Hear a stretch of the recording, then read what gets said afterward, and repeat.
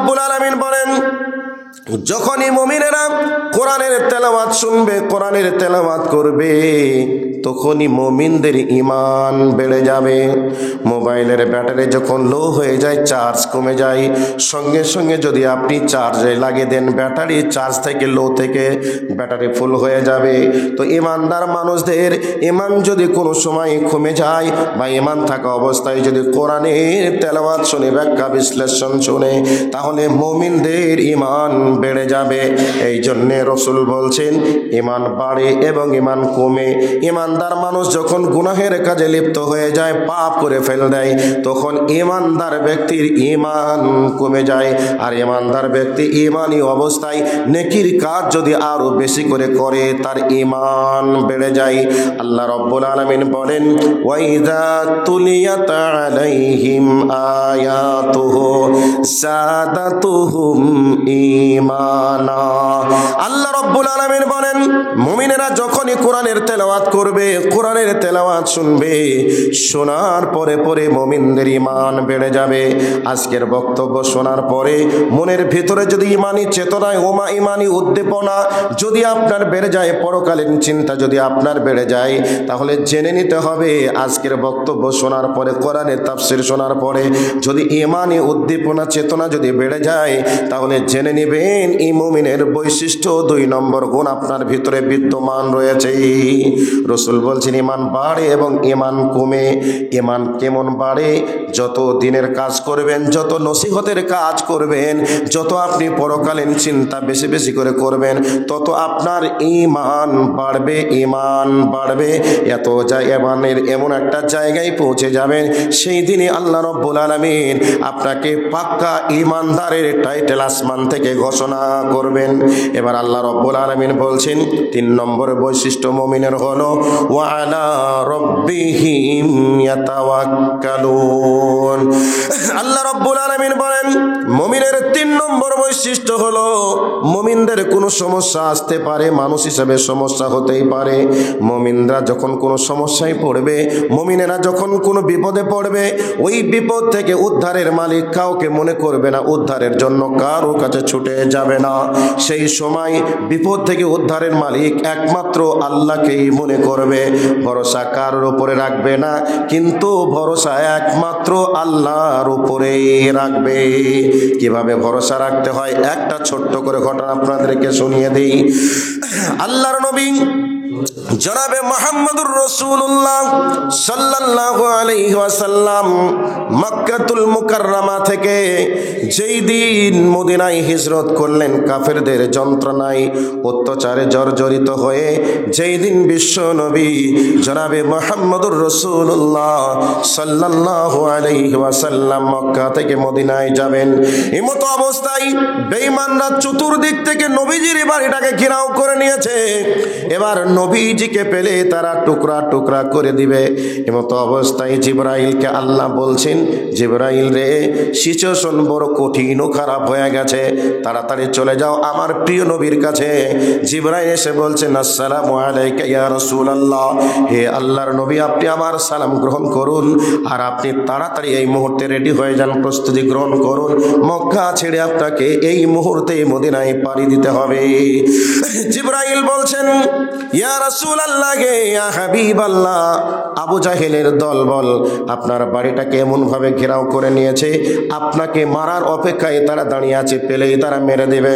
অতএব এই মুহূর্তে আর 1 মিনিটের জন্য দেরি করা চলবে না, আপনি এই মুহূর্তে মক্কা ছেড়ে মদিনার দিকে রওনা হয়ে যান। এই অবস্থায় বিশ্বনবী জনাবে মুহাম্মদুর রাসূলুল্লাহ সাল্লাল্লাহু আলাইহি ওয়াসাল্লাম জিবরাইলের সঙ্গে কথোপকথন করার পরে হযরত আলীকে ডাকলেন, আলী রে, অবস্থা বড় খারাপ হয়ে গেছে, অতএব তুমি আমার বিছানাতে শুয়ে যাও, আমার চাদরটা গায়ে দিয়ে তুমি আরামে ঘুমিয়ে যাও। এই অবস্থাতে বিশ্বনবীর দেওয়া চাদর, বিশ্বনবীর দেওয়া বিছানায় হযরত আলী ঘুমিয়ে গেলেন। এবার ঘুমিয়ে গেলেন, সিচুয়েশনটা কেমন? যেই অবস্থায় মোহাম্মদকে পেলেই তারা মেরে দিবে, ওই অবস্থায় কারোর বিছানায় ঘুমানো কি কঠিন না কঠিন নয়? কঠিন, অবশ্যই বড় কঠিন। কারণ রাতের অন্ধকারে মোহাম্মদ মনে করে তাকেও কেটে টুকরা টুকরা করে দিতে পারে, পারে কে পারে না। এই অবস্থাতে হযরতে আলী আল্লাহর নবীর কথা অনুযায়ী বিছানাতে শুয়ে গেলেন। আল্লাহর নবী মক্কা ছেড়ে মদিনায় হিজরত করলেন। সাহাবায়ে কেরাম আলাইহিম আজমাইনদের কাছে গিয়ে ঘটনা ব্যক্ত করলেন। সবার মনের ভিতরে একটা কৌতূহল জেগে উঠল, আহারে এইরকম কঠিন ভয়াবহ বিপদের সময়তে কেমন করে আলী নবীজির বিছানাতে ঘুমাতে পারে? অতএব ওই রাত্রিতে কেমন ঘটনা ঘটেছিল হযরত আলীর মুখে যতক্ষণ না শুনবো ততক্ষণ মনে শান্তি আসবে না। পানিটা গরম আছে কি দেখুন তো, ওই বোতল একটু ভরে রাখুন গরমটা দেখে, একটু গরম করে বোতলে দেন তাহলে আমার সুবিধা। এই অবস্থায় হযরত আলী রাদিয়াল্লাহু তাআলা আনহুর ব্যাপারে কৌতূহল জেগে উঠল, কখন হযরতে আলী আসবে, আলীর মুখ থেকে শুনবো। যদি আলীর মুখ থেকে না শুনি তাহলে মনে শান্তি আসবে না। এবার হযরতে আলী মক্কা থেকে মদিনায় হিজরত করলেন। এবার মদিনায় হিজরত করার পরে আনসার মুহাজিররা চতুর্দিক থেকে ঘেরাও করে নিয়েছে। আলী রে, তুমি বলো সেই হিজরতে রাতের ঘটনাটা বলো, যেই রাত্রি নবীজির বাড়িটাকে চতুর্দিক থেকে বেঈমানরা অস্ত্র নিয়ে দাঁড়িয়েছিল। ওই অবস্থায় জানার পরেও তোমার কি রাত্রিতে ঘুম এসেছিল? তুমি কি বিছানাতে ঘুমাতে পেরেছিলে না তোমার মন কি বলেছিল? একটু তোমার কাছে শুনতে চাই। হযরতে আলী তখন বললেন, ও সাহাবায়ে কেরাম আলাইহিম আজমাইন, তোমরা শোনো, আমার ওই রাত্রিতে কোনো টেনশন হয়নি, কোনো চিন্তা ভাবনা আমার আসেনি। ওয়ালা তাহিনু ওয়ালা তাহজানু ওয়া আনতুমুল আলাউনা ইন কুনতুম মুমিনিন। হযরত আলী রাদিয়াল্লাহু তাআলা আনহু এই অবস্থায় সাহাবায়ে কেরামদেরকে বললেন, তোমরা ভালো করে আমার কাছ থেকে শুনে নাও, আমি কোনো টেনশন বোধ মনে করিনি। কেন করনি এই অবস্থাতে? এবার হযরতে আলী বললেন, আমার নবী আমাকে বলেছিলেন, আলী আমার হিজরতের পরে পরে তোমাকেও হিজরত করতে হবে। মানে আমার নবীজির মুখ থেকে বার হয়েছে হিজরত আমি করব, মানে তার আগে আমি মরব না, নিশ্চয় আগে হিজরত করব, তারপরে আমার মওত হবে। আল্লাহর নবীর কথাকে বিশ্বাস করেছিলাম আর আল্লাহর উপরে ভরসা রেখেছিলাম। আল্লাহর নবীর কথা যেহেতু সত্য, আমার রব আছে আমাকে হেফাজত করার জন্য, অতএব আমার কোনো টেনশন নেই। বিনা টেনশনে আমি আরামে বিছানাতে ঘুমিয়েছিলাম। আল্লাহ রব্বুল আলামিন বলেন, ওয়া আলা রাব্বিহিম ইয়াতাওয়াক্কালুন। মুমিনেরা বিপদে পড়লে সেই বিপদের উদ্ধারের মালিক একমাত্র আল্লাহকেই মনে করবে, কারোর উপরে তাওয়াক্কুল করবে না, ভরসা করবে না, আল্লাহর উপরেই ভরসা করতে হবে। আজ বর্তমান সময়ে আমরা যদি কোনো বিপদে পড়ে যাই, যদি কোনো রোগাগ্রস্ত হয়ে যায়, আমরা ডাক্তারের কাছে গিয়ে বলি, ডাক্তার বাবু আপনি ছাড়া বাঁচানোর কেউ নেই, আপনি আছেন, আমার ছেলেকে ঠিক মতো করে দেখুন, আপনাকেই বাঁচাতে হবে, বলি কি বলি না? যদি আমরা কোনো বিপদে পড়ে যাই, বিপদের সময় আল্লাহ বিপদ থেকে উদ্ধার করার মালিক, এ বিশ্বাসটা আমাদের অন্তরের ভেতরে 100% নেই। না থাকার কারণে আমরা ঈমানদার কি না, আমাদের ঈমানের বিষয়টা আমরা সেরকম বুঝতেও পারি না। আল্লাহ রব্বুল আলামিন বলছেন, বান্দারে তোমাদের বিপদ হয়ে গেলে উদ্ধারের মালিক তোমরা কাউকে মনে করবে না, আমাকেই মনে করবে। আল্লাহ অন্য আয়াতের মধ্যে বলছেন, ওয়া কানা হাক্কান আলাইনা নাসরুল মুমিনিন। আল্লাহ রব্বুল আলামিন বলেন, মুমিনরা যখন আমার কাছে সাহায্য চায় বিপদের সময়, ওই সময় সাহায্য করা আমার জন্য অপরিহার্য হয়ে যায়। মুমিন তুমি বিপদে পড়েছো, মুমিন তোমাকে কেউ কোনো রকমের টর্চারের কাজ শুরু করে দিয়েছে, ওই সময় তুমি একমাত্র আমার কাছে তুমি বিচার দাও, আমার কাছে তুমি সাহায্য চাও, আমি আল্লাহ তোমাকে সাহায্য করা অপরিহার্য মনে করব। এই জন্য আল্লাহ পাক বলছেন, ওয়া কানা হাক্কান আলাইনা নাসরুল মুমিনিন। তাহলে সাহায্যের প্রয়োজন হলে আমরা কার কাছে সাহায্য চাইবো? একটা আওয়াজ দেন তো, কার কাছে? আল্লাহর কাছে। বিপদ হলে উদ্ধারের জন্য আমরা কার কাছে চাইবো? আল্লাহর কাছে। দুর্ভাগ্যজনক, আমরা মুসলমান দাবি করি, এর পরেও আমাদের এলাকাতে এক ধরনের আমাদেরই ভাই, তারা দাবি করে তারাও মুসলিম, তারা বিপদের সময় আল্লাহর কাছে না গিয়ে বিপদ থেকে উদ্ধারের মালিক দাতা বাবা, কেল্লা বাবা, ফতে বাবা, এদের কাছে গিয়ে বিপদ থেকে বাঁচতে চায়। চায় কি চায় না? চায়। কিন্তু আল্লাহ পাক বলছেন বিপদ থেকে উদ্ধারের মালিক কেউ নয়, বিপদ থেকে উদ্ধারের ক্ষমতা রাখে একমাত্র আমি আল্লাহ। কাজেই আমরা যদি বিপদে পড়ে যাই, বিপদের সময় উদ্ধারের মালিক কাকে মনে করব? আল্লাহকে মনে করব। কিছু চাইতে হলে কার কাছে চাইবো? আল্লাহর কাছে চাইবো। বিপদ যত বড়ই হোক না কেন, আমার আল্লাহর কাছে বিপদ থেকে উদ্ধার করার কিছুই না। আল্লাহ যত বড়ই বিপদ আপনাকে দেখ, আল্লাহর কাছে আপনি বিপদ থেকে উদ্ধারের মালিক আপনি মনে করবেন, আল্লাহ পাক আপনাকে বিপদ থেকে উদ্ধার করবে। এটা আল্লাহ পাকের ওয়াদা। সেই জন্য বিপদ আসতে পারে, এটা মুমিনদের জন্য একটা পরীক্ষা। এই পরীক্ষায় আপনি যদি ধৈর্য ধরে আল্লাহর কাছে চান, আল্লাহর কাছে দেন, তাহলে বিপদ থেকে উদ্ধার আল্লাহ করবেন, তার নিশ্চয়তা আল্লাহ দিয়েছেন। তো মুমিনদের 3 নম্বর বৈশিষ্ট্য হলো, মুমিনেরা কারোকে ভরসার মালিক মনে করবে না, ভরসার মালিক মনে করবেন একমাত্র আল্লাহকে। তো আমরা কাকে মনে করব? আল্লাহকে। 3 নম্বর দিয়ে দিলাম। 4 নম্বর, আল্লাহ রাব্বুল আলামিন বলেন, আল্লাযীনা ইউকিমুনাস সালাতা ওয়া মিম্মা রাযাকনাহুম ইউনফিকুন। আল্লাহ রাব্বুল আলামিন বলেন, মুমিনের 4 নম্বর বৈশিষ্ট্য হলো মুমিনেরা সালাত আদায় করবে। মুমিন যে হবে সে সালাত আদায় করবে। কিন্তু দুঃখজনক, আমরা মুমিন দাবি করার পরেও আমরা সালাত আদায় করি না। 5 ওয়াক্তের সালাত তো দূরের কথা, জুম্মা দিন আসলো, মসজিদে এসে গলাবাজি করে চলে গেল। 2 ঈদের নামাজ পড়ে, 2 ঈদের নামাজ পড়ার পরেও বলবে নামাজ না পড়লে কি হবে, ঈমান আমার মজবুত আছে, ঈমান ঠিক আছে, এমন কথা বলে কি বলে না বলে।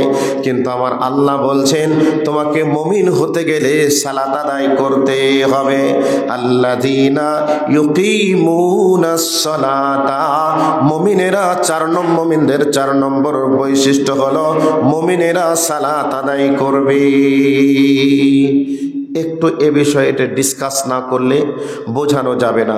কান করে ভালো করে শুনে নেন। আচ্ছা, এখানে যারা আছেন তারা কি সকলে সালাত আদায় করেন? কে কে সালাত আদায় করেন? একটু হাত তুলুন তো ভাই, দেখি সালাত আদায় কে কে করেন। তাহলে এই লোকগুলি সালাত আদায় করেন। আর সালাত আদায় করেন না কে কে? একটু হাত তুলেন দেখি।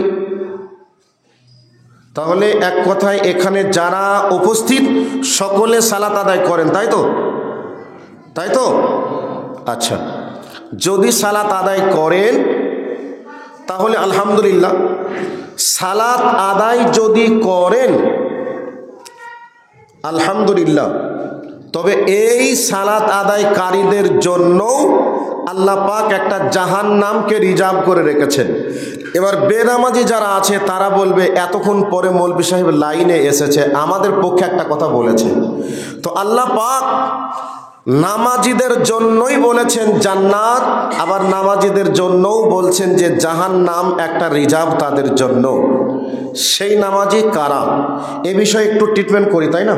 বলবে একটু বলছি।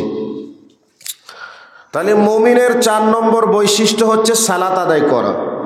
তো সালাত আদায় কিভাবে করতে হবে এ বিষয়টা একটু বলি।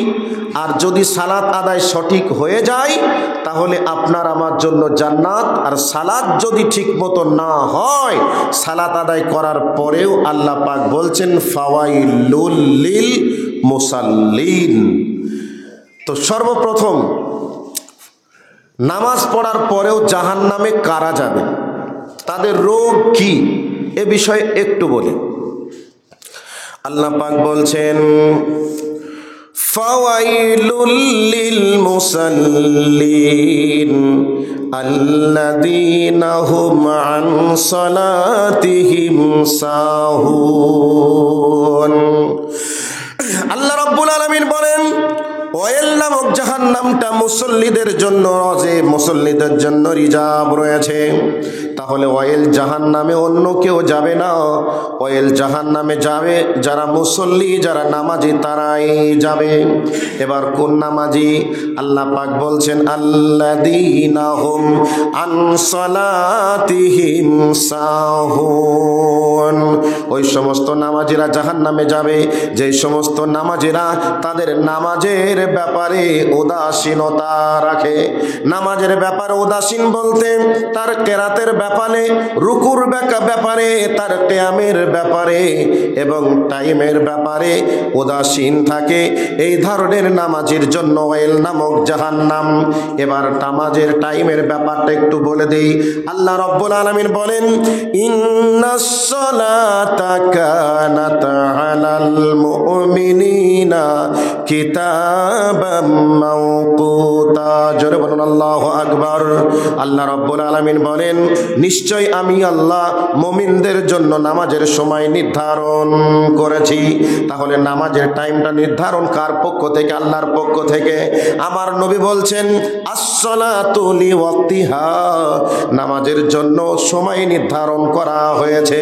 তাহলে এই টাইমের ব্যাপারে কোনো বুজুহুদ বড় হুজুরের কথা মতো চলবে না, কোনো বুজুর্গানের দিনের কথা মতো চলবে না। আমার আল্লাহ টাইম যেই সময় নির্ধারণ করেছে ওই সময়েই নামাজ পড়তে হবে।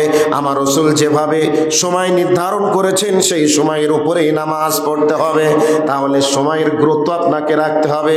মনে করে নেন জোহরের নামাজ 12টা 10-এ নামাজের সময় হয়েছে, আপনি ইচ্ছা মতো আসান 1:30টায় দিবেন, 1:15-য় দিবেন, নামাজ পড়বেন। এই টাইমটা আমার আল্লাহর পক্ষ থেকে নয়।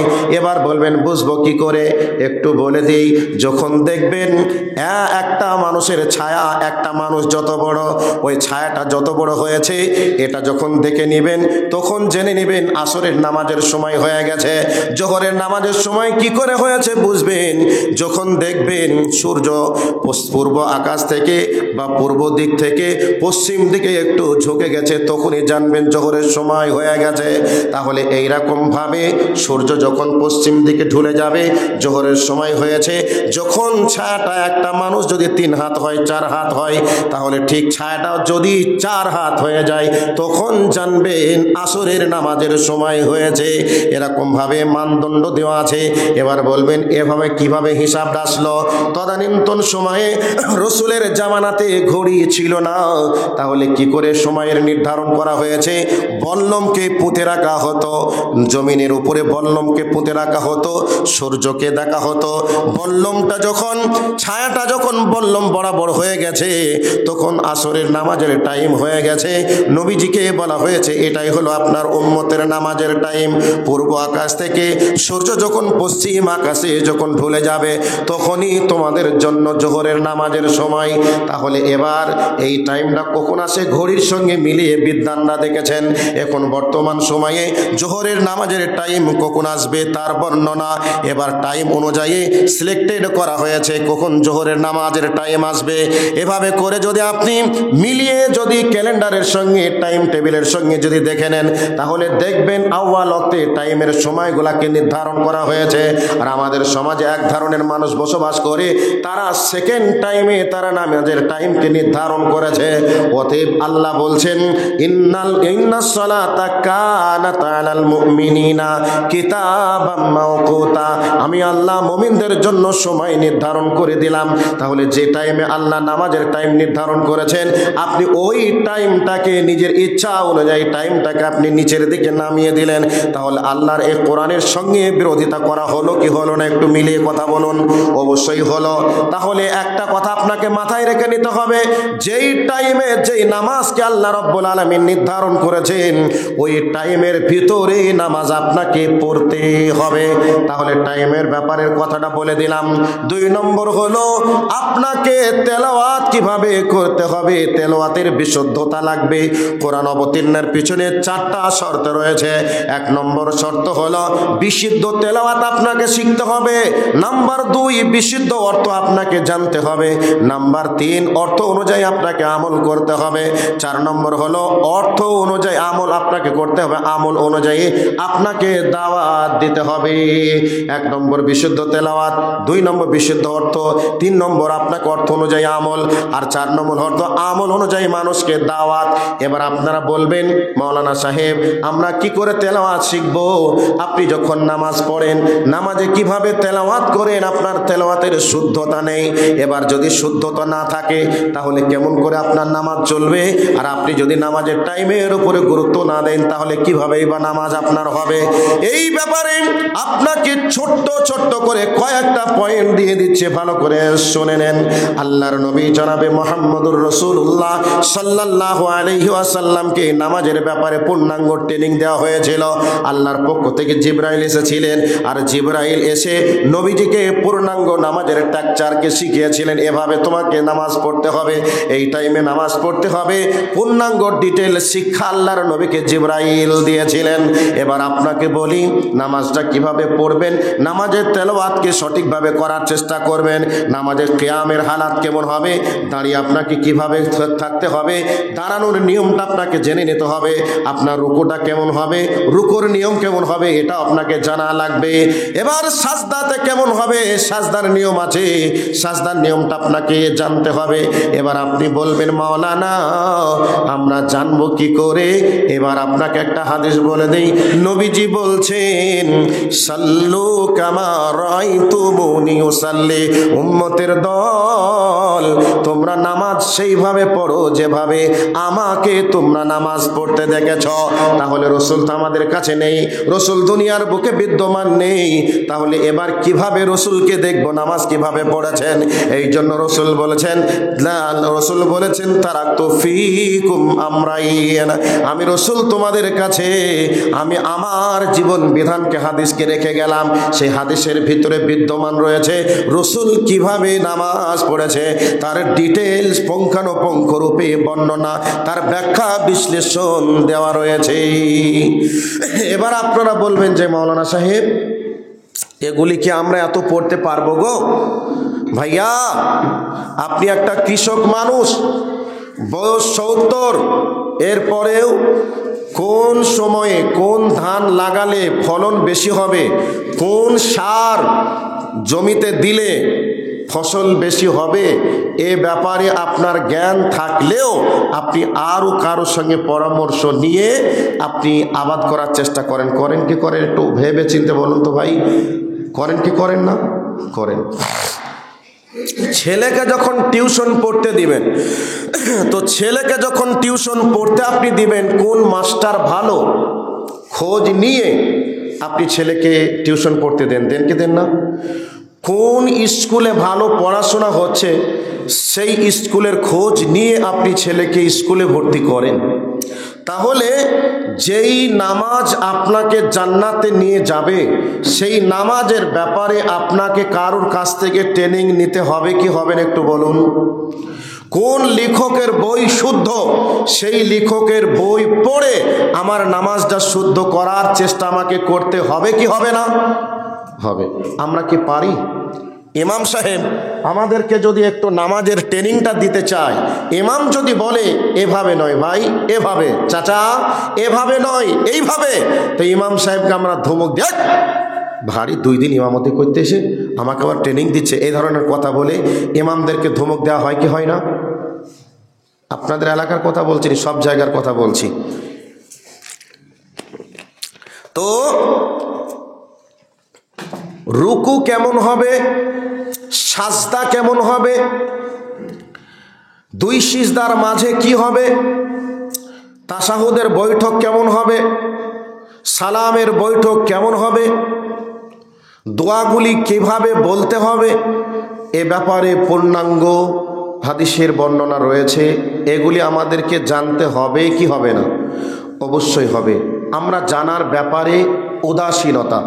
আমরা উদাসীনতায় যদি থেকে আমরা নামাজ পড়ি, এই নামাজিদের জন্যই আল্লাহ বলছেন ফাওয়াইলুল লিল মুসাল্লিন, ওয়াইল নামক জাহান্নাম তোমাদের জন্যই রিজার্ভ। এবার চলে আসুন, নামাজ পড়ে আপনি জান্নাতে যেতে পারবেন, আবার নামাজ পড়েও আপনি জাহান্নামে যাবেন। নামাজ পড়ে নেকির পাহাড় নিয়ে আপনি বাড়ির দিকে যাবেন, আর নামাজ পড়ে পাপের বোঝা নিয়ে আপনাকে বাড়ির দিকে যেতে হবে। এবার বলবেন ব্যাপারটা কি? আল্লাহর নবীর একটা হাদিস শুনিয়ে দিই।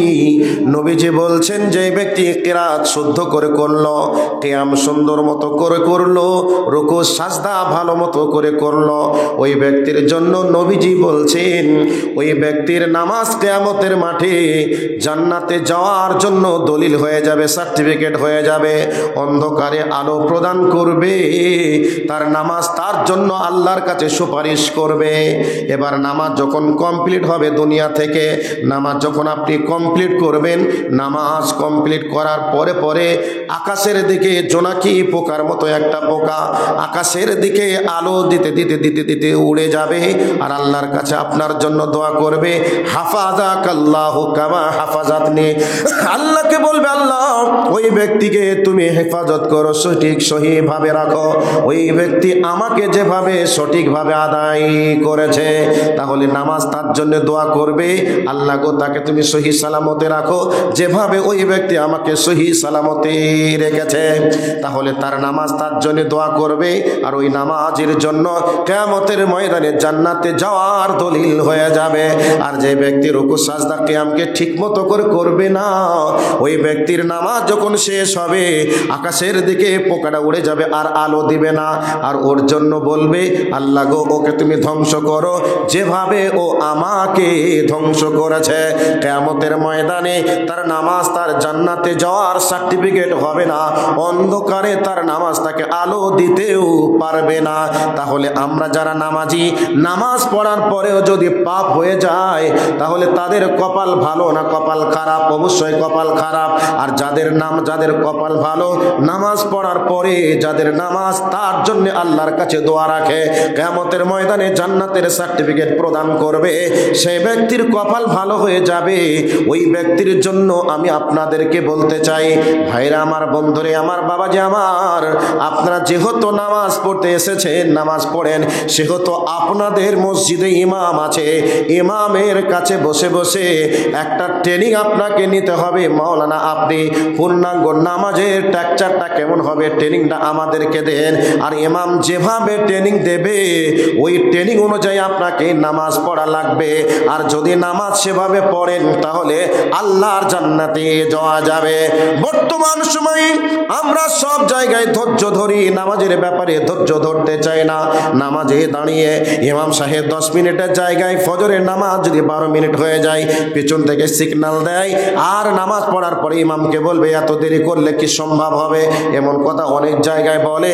কিন্তু বন্ধু, এমন করা চলবে না। আমার আল্লাহ কোরআনুল কারীমের মধ্যে বলছেন, ইয়া আইয়ুহাল্লাযীনা আমানুস্তাঈনু বিস-সাবরি ওয়াস-সালাহ। আল্লাহ রাব্বুল আলামিন বলেন, হে ঈমানদারগণ, তোমরা নামাজের ভিতরে ধৈর্য ধরো, আর ধৈর্যের মাধ্যমে তোমরা আমার কাছে চাও।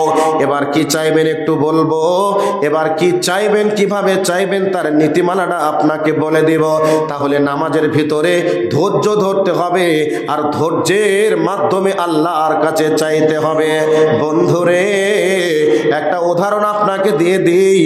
ছোট্ট বাচ্চা মায়ের দুধের জন্য কান্না করছে, এই অবস্থায় ওই বাচ্চাটার মুখে যদি আঙুলটাকে ঢুকিয়ে দেওয়া হয়, বাচ্চাটা মায়ের স্তনের বোটা মনে করে চোষা মারবে কি মারবে না? মারবে। যখনই দুধ পাবে না, যত জোরে কান্না করছিল তার থেকে আরো জোরে কান্না করবে। তাহলে বাচ্চার মুখে আঙুলটা দেওয়ার পরে কান্না করবে, চোষা মেরে দুধ না পাওয়ার কারণে নামে জোরে কান্না করবে। তাহলে এবার আপনাকে বলে দেই, এ দুনিয়াতে সফলতা পাওয়ার সব থেকে বড় মাধ্যমের নাম হলো সালাত। ওই সালাতের মাধ্যমে ধৈর্য ধরতে হবে, আর ধৈর্য ধরে চাইতে হবে। মায়ের স্তনের বোঁটা যখন বাচ্চার মুখে দেওয়া হয়, বাচ্চা যখন চুষা মারে, মায়ের স্তন খালি হয়ে যায়, বাচ্চার গোডাউন বোঝাই হয়ে যায়, আর বাচ্চা আনন্দে মায়ের কোলে ফুপিয়ে ফুপিয়ে কান্না করতে করতে আনন্দের ঘুম ঘুমিয়ে যায়। আমার আল্লাহ বলেন, বান্দা তোমরা ধৈর্যের মাধ্যমে নামাজ পড়ো, আর ওই নামাজের মাধ্যমে তুমি আমার কাছে চাও, তোমরা যা চাইবে আমি আল্লাহ তোমাদেরকে তাই দিয়ে দিব। এবার আপনাকে বলে দিই, নামাজ পড়বেন কিভাবে, তার ধৈর্য থাকতে হবে, তার সিস্টেম থাকতে হবে। কিন্তু বর্তমান সময়ে আমাদের নামাজটা কেমন হলো? মসজিদে ঢুকছে, ঘড়ির দিকে তাকিয়ে দেখলো রানিং আছে, এখনো স্টিল হয়নি, এরপরে আল্লাহু আকবার বলে দাঁড়িয়ে গেল। হাতটা কত দূর উঠবে জানে না, হাতটাকে কোথায় বাঁধতে হবে জানে না, হাতটা কিভাবে উঠে। আমরা অনেকজনে নামাজে দাঁড়িয়ে যাই, এইভাবে হাতটা তুলে দাঁড়িয়ে যাই, অনেকজন এভাবে তুলে দাঁড়িয়ে যায়, কিন্তু না না না, হাতটা কত দূর উঠাবে তার বর্ণনা হাদিসের ভিতরে বিদ্যমান রয়েছে। নবীজি বলছেন, কানের লতি বরাবর আর কাঁধের এই কাঁধ বরাবর, হাতটা তোমার কানের উপরে উঠবে না, হাতটা কাঁধের নিচে থাকবে না, কানের নিচে আর কাঁধের উপরে মিডিল বরাবর হাতটা থাকবে। হাতটাকে তুমি রেখে দিয়ে এবার কিবলার দিকে মুখ করে আঙুলের মাথাগুলো ঝুঁকিয়ে ঝুঁকিয়ে তুমি আল্লাহু আকবার বলে হাতটা তুমি বাড়িয়ে এবার হাতটা তুমি বেঁধে দাঁড়িয়ে যাবে। এখানে হাদিসের বর্ণনা দুই রকম এসেছে, রোজ কবির রোজ, আল্লাহর নবী বলেছেন কবজার সঙ্গে কবজা, অথবা জিরা বিশ জিরা, বাহুর সঙ্গে বাহু, যাই হোক কবজির সঙ্গে কবজি লাগাতে পারেন, বাহুর সঙ্গে বাহু লাগাতে পারেন। এবার আপনাকে বলছি, নামাজে ধৈর্য কিভাবে ধরবেন, কিভাবে পড়বেন, তার উদাহরণটা একটা দিয়ে দিই। আপনাদের মসজিদের ইমাম সাহেব, এই ব্যক্তিকে এখন চিনলাম, আগে চিনতাম না, কিন্তু এই ইমামের কাছে এসে যদি বলি, ভাই আমাকে 10টা টাকা দেন, তাড়াতাড়ি টাকা দেন, 10টা টাকা দেন, তাড়াতাড়ি দিয়ে দেন, আমাকে পাকুড় যেতে হবে, ট্রেন ধরবো, ট্রেন চলে যাবে, তাড়াতাড়ি দেন, এইরকম বিরক্ত যদি আমি দেখাই, তখন ইমাম সাহেব বিরক্ত হয়ে বলবে, তুই কি আমাকে 10টা টাকা দিয়ে গিয়েছিলি, আমার কাছে যেভাবে রেখেছি, আমার কাছে রেখেছিস মনে হয় জানো, এত ব্যস্ততা থেকে তুই চাচ্ছিস, এমন কথা বলবে কি বলবে না? বলে আমার কাছে টাকা নেই, চলে যায়, এরকম অপমান করবে কি করবে না? অবশ্যই করবে। আমার আল্লাহ বলেন, ধৈর্য ধরো, ধৈর্যের মাধ্যমে তুমি ভক্তি সহকারে চাও। এই জন্য আল্লাহ পাক সূরাতুল মুমিনুনের 2 নম্বর আয়াতের মধ্যে বলেন, হে পৃথিবীর মানুষ, কাদ আফলাহাল মুমিনুন আল্লাযীনা হুম ফি সালাতিহিম খাশিউন। আল্লাহ রাব্বুল আলামিন বলেন, তোমরা নামাজের ভিতরে খুশু চিত্তে, ভীতু সন্ত্রস্ত মনোভাবে তোমরা সালাত আদায় করবে। এবার দাঁড়িয়ে যখন যাবেন, আল্লাহু আকবার বলে ভীতু সন্ত্রস্ত মনে করে, নিজেকে অপরাধী মনে ভেবে আপনি নামাজে দাঁড়িয়ে বলবেন, আল্লাহুম্মা বাইদ বাইনি ওয়া বাইনা খাতায়ায়া কামা বা'আতা বাইনাল মাশরিকি ওয়াল মাগরিবি, আল্লাহুম্মা নাক্কিনি মিনাল খাতায়া। এরকম দোয়াটা বলবেন। তার মানে হলো আল্লাহকে বলবেন, দয়াল প্রভু মাবুদ গো, পূর্বকে এবং পশ্চিমকে যত দূরে রেখেছো, তুমি আমাকে আর আমার পাপকে তুমি অতটা দূরে রেখে দাও। দয়াল প্রভু মাবুদ গো, যেমন জামা কাপড় ময়লা হয়ে গেলে সার্ফ সাবান দিয়ে কেচে পরিষ্কার করা হয়, ঠিক তেমন ভাবে আমার জীবনের পাপগুলিকে শিশিরের বরফের পানি দিয়ে ধুয়ে মুছে তুমি পরিষ্কার করে দাও। আপনি আল্লাহর কাছে চাইবেন, ব্যস্ততা দেখাতে গেলে চলবে না, আপনাকে ধীর স্থিরতা লাগবে, আপনাকে ভীত সন্ত্রস্ত মনোভাব হওয়া লাগবে। এবার বিসমিল্লাহির রহমানির রহিম পড়বেন, পরম করুণাময় সীম দয়ালুর আল্লাহর নামে শুরু করছি। এবার বলবেন, আলহামদুলিল্লাহি রাব্বিল আলামিন। এই আয়াতটা বা সূরাটা যখন অবতীর্ণ হলো, মিস্টার ইবলিস চোখের পানিকে ধরে রাখতে পারেনি। মিস্টার ইবলিস সেদিন কেঁদেছিল আর আল্লাহকে বলেছিল, আল্লাহ গো, তুমি এমন একটি সূরা অবতীর্ণ করলে যেই সূরার কারণে আজ আমি চোখের পানিকে ধরে রাখতে পারলাম না, কাঁদতে বাধ্য হলো। তার মানে কি? সূরাতুল ফাতিহা এমন একটি সূরা, বান্দা যখন পড়ে, বান্দার পরে পরে আল্লাহ ফেরেশতাদেরকে সঙ্গে নিয়ে আর একটা পাল্টা আয়াত পড়েন। এবার বলবেন সেটা কি? আমরা যখন বলি আলহামদুলিল্লাহি রাব্বিল আলামিন, যখন এই আয়াতটা পড়ি, ফেরেশতাদের কাছে আল্লাহ পাক বলেন, হামিদানি আব্দি, আমার বান্দারা আমার প্রশংসা আদায় করেছে। কি প্রশংসা? আলহামদুলিল্লাহি রাব্বিল আলামিন, সমস্ত প্রশংসা বিশ্বজাহানের মালিক রব্বুল আলামিনের জন্য। যখন এই আয়াত পড়ি ফেরেশতাদের সামনে আল্লাহ পাক বলেন, ও আমার ফেরেশতারা, আমি হলাম আসমান জমিনের মালিক, আমার বান্দারা স্বীকার করেছে, তোমরা সাক্ষী থেকো। এরপরে আমরা বলি আর রহমানির রহিম।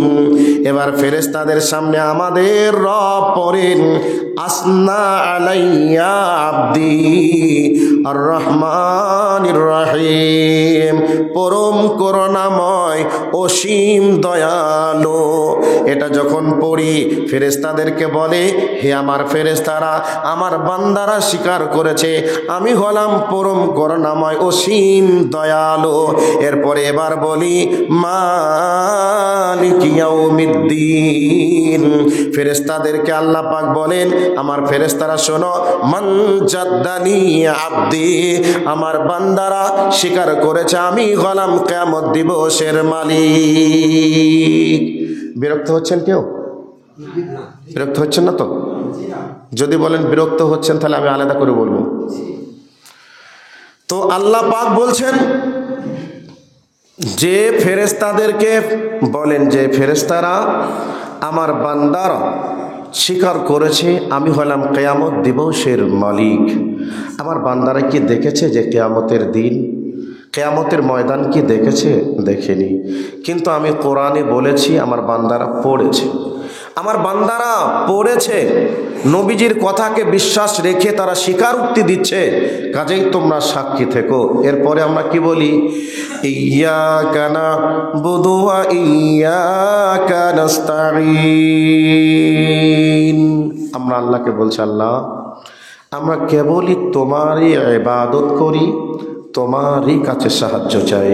আল্লাহ পাক এবার বলছেন, বান্দা এত প্রশংসা, কিয়ামত দিবসের মালিক পরম করুণাময় অসীম দয়ালু, আমার ইবাদত করিস, আমার কাছেই সাহায্য চাস, বল কি চাস, বল তো কি চাস বল, আমি দেব। এখন আমরা বলছি ইহদিনাস সিরাতাল মুস্তাকিম। আল্লাহ আমরা কিচ্ছু চাই না, চাই তোমার কাছে কেবলমাত্র সঠিক পথ, যেই পথে চললে আমরা সরাসরি জান্নাতে যেতে পারবো। আল্লাহ সে পথটা তুমি আমাদেরকে দেখাও। তো আমরা তো নামাজের ভিতরে এগুলিকে বলি, তো এইগুলি বলার সময় যদি আমরা নিজেকে ব্যস্ততা দেখাই, যেমন আমার বন্ধুবর মৌলানার কাছে যদি বলি ভাই 10টা টাকা দেন, তাড়াতাড়ি দেন, পাকুড় যাব, ট্রেন ধরে কলকাতা যাব, তো উনি বিরক্ত হয়ে বলবে টাকা কি আমার কাছে রেখে গেছিলি, যেভাবে তুই আমার সঙ্গে চাচ্ছিস, যা আমি দিতে পারবো না, ধমক দিয়ে তাড়িয়ে দেবে। তো আপনি নামাজে দাঁড়িয়ে ভাইয়ের যে স্পিডে আপনি যে নামাজ শুরু করেন কিভাবে, আলহামদুলিল্লাহ রাব্বিল আলামিন আর রহমানির রহিম মালিক ইয়াউমিদ্দিন ইয়্যাকা না'বুদু ওয়া ইয়্যাকা নাস্তাঈন ইহদিনাস সিরাতাল মুস্তাকিম সিরাতাল লাযিনা আন'আমতা আলাইহিম গায়রিল মাগদুবি আলাইহিম ওয়ালাদ-দাল্লিন। এভাবে নামাজ আমাদের সমাজে চলছে। যে ইমাম যত তাড়াতাড়ি নামাজ পড়াতে পারবে সেই ইমামের তত মান সম্মান সমাজে বাড়বে।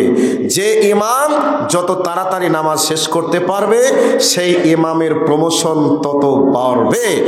একই ইমাম 30 দিনে 3 খতম দেয় তারাবির নামাজে, তাহলে কত জোরে পড়তে হয় একটু কল্পনা করে আপনি দেখুন তো। তো প্রত্যেকটা আয়াতে আয়াতে আপনার পড়ার পরে পরে রব ফেরেশতাদেরকে নিয়ে পড়েন।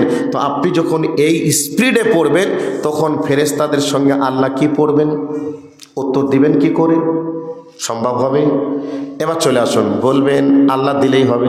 আল্লাহ তো সব কিছুই, আল্লাহ তো নামাজ না পড়েও জান্নাত দিতে পারে। তারপরে নামাজ পড়তে কেন বলেছে? আল্লাহ তো বলেই দিয়েছে ওয়ারাত্তিলিল কুরআনা তারতিলা, তোমরা কোরআনকে তারতিল সহকারে পরস্পর তুমি তেলাওয়াত করো, এটা আল্লাহ বলছেন। তো আপনি একটা মানুষ, আপনার কাছে গিয়ে যদি আমি বলি ভাইয়া আপনি খুব দানবীর মানুষ, আপনি খুব ভালো মানুষ, আপনি পর উপকারী, আপনি অভাবের অভাব বোঝেন, আপনি অন্নহীনকে অন্ন দিতে জানেন, বস্ত্রহীনকে বস্ত্র দিতে জানেন। ভাইয়া, আপনার নাম আমি অনেক শুনেছি, শুনে আপনার কাছে এসেছি।